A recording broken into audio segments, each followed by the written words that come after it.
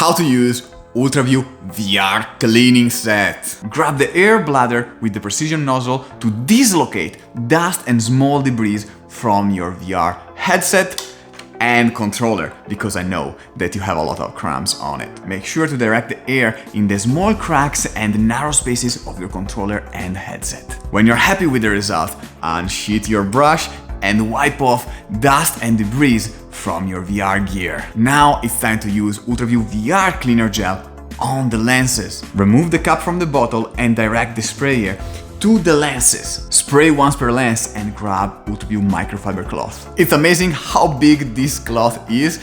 Now it's time to wipe, clean and dry the lenses.